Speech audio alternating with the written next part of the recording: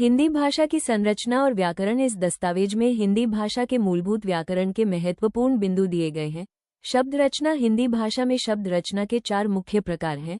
संधि द्वारा, जैसे वाक जोड़ ईश इक्वल्स वाणिश समास द्वारा, जैसे राजा जोड़ कुमार इक्वल्स राजकुमार उपसर्ग द्वारा, जैसे प्रजोड़ हार इक्वल्स प्रहार प्रत्यय द्वारा, जैसे सांप जोड़ एरा इक्वल्स सपेरा। लिंग। हिंदी भाषा में केवल 2 लिंग हैं, स्त्रीलिंग और पुल्लिंग।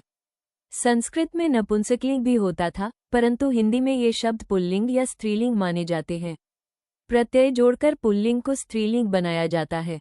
वचन। हिंदी भाषा में केवल 2 वचन हैं, एकवचन और बहुवचन। संस्कृत का द्विवचन हिंदी में बहुवचन में समाहित कर लिया गया है। प्रत्यय जोड़कर बहुवचन बनाया जाता है। कारक चिन्ह। संस्कृत में विभक्तियां होती थी, परंतु हिंदी में शब्दों के केवल 2 रूप रह गए हैं, मूल और तिर्यक। इनके साथ कारक चिन्हों का प्रयोग करके वाक्य रचना होती है।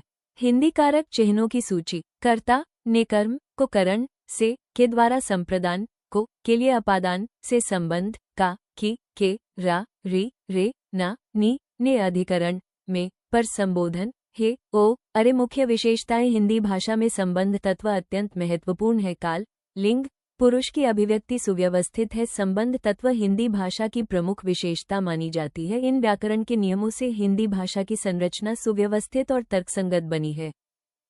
हिंदी में संबंध तत्व की विशेषताएं। काल। टेंस। 1 वर्तमान काल। 1 सामान्य वर्तमान, वो जाता है। 2 तात्कालिक वर्तमान, वो जा रहा है। 3 पूर्ण वर्तमान काल, वो जाता होगा। 4 संभाव्य वर्तमान काल, शायद वो जाता हो।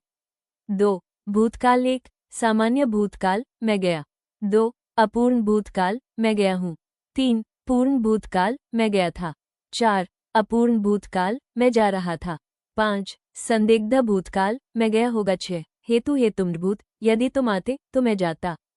3 भविष्यत काल। 1 सामान्य भविष्यत, वह आएगा। 2 संभाव्य भविष्यत, शायद वह आएगा। 3 हेतु हेतुमत भविष्यत, वो जाने तो मैं आऊं।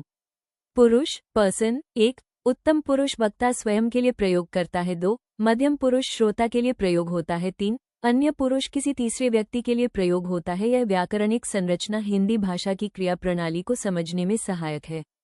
काल। पुरुष और वचन के संयोजन से हिंदी में विभिन्न प्रकार की क्रियाओं का निर्माण होता है।